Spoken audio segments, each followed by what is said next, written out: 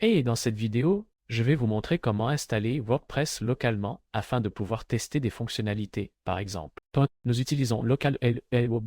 Pour cela, Amdesi. Il vous suffit de le rechercher sur Google, puis nous cliquons ici sur ce site web. Ce site web est gratuit. Cela ne coûte que si vous souhaitez certaines fonctionnalités premium. Nous cliquons ensuite ici sur télécharger gratuitement, puis vous sélectionnez votre plateforme ici. Nous cliquons dessus ici et vous pourrez alors voir à quoi cela est possible. Vous pouvez donc l'utiliser pour Mac, Windows et Linux. Ensuite, vous entrez vos données ici, puis nous cliquons sur Obtenez-le maintenant. Le téléchargement démarre alors automatiquement.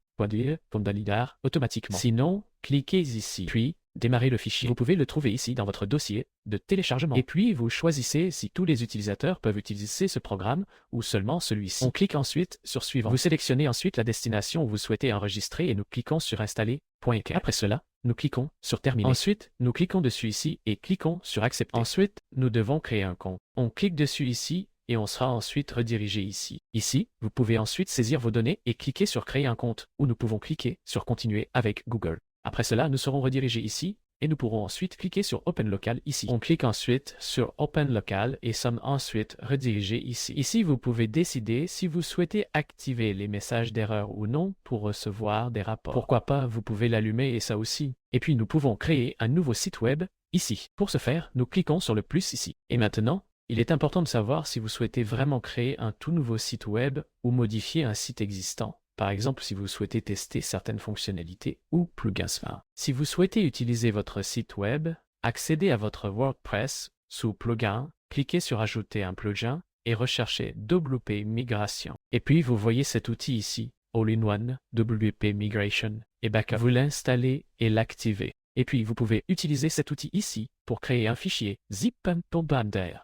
Et vous pouvez ensuite les ajouter ici pour obtenir votre site web. Mais si vous souhaitez créer un nouveau site web, cliquez ici sur Créer un nouveau site et cliquez sur Continuer. Ensuite, vous leur donnez un nom comme celui de votre site web et puis nous cliquons sur Continuer. Vous pouvez entrer ici sur Préférer ou Personnaliser. Très probablement, Preferred vous suffit. Nous cliquons sur Continuer et ici nous devons maintenant saisir un nom d'utilisateur et un mot de passe pour que vous puissiez également vous connecter localement. Et après cela, nous cliquons sur Ajouter un site. Il faut alors cliquer sur Autoriser ici. Et là encore. Et puis, encore. Et puis tout sera mis en place pour vous ici. Cela peut prendre un certain temps. Vous pouvez obtenir une fenêtre contextuelle comme celle-ci ici. Ensuite, vous cliquez dessus, puis vous cliquez sur Accepter. Et puis cela a été installé ici. Il y a quelques paramètres ici qui sont importants. Je veux d'abord faire cela pour que vous puissiez démarrer votre administrateur en un seul clic. Ensuite, vous avez la base de données ici. Ce n'est probablement pas important pour vous. Et puis les outils ici. Ceci est important. Par exemple, si vous souhaitez le transmettre à vos clients afin qu'ils puissent y jeter un œil.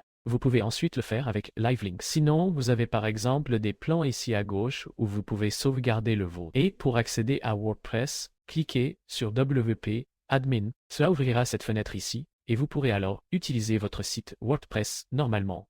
Tous les plugins ne fonctionneront pas, mais la plupart le feront. Par exemple, vous pouvez accéder aux pages ici et les modifier ici, en créer de nouvelles, etc. Utilisez donc WordPress normalement. Le seul avantage et qu'il fonctionne localement pour vous. Nous pouvons le voir ici à partir de cette URL. Il est également important de savoir si votre site web fonctionne. Nous pouvons le voir ici, en haut à droite. Ici, nous pouvons par exemple l'arrêter ou le réactiver. Ensuite, pour enregistrer votre site web, il doit être activé, puis nous cliquons sur ces 3 points, puis nous pouvons cliquer sur Enregistrer comme plan ici. Vous pouvez ensuite vous donner n'importe quel nom ici, puis nous cliquons sur Enregistrer le plan. Vous les retrouverez alors ici sous vos plans, et vous pourrez ensuite publier ce plan plus tard, par exemple.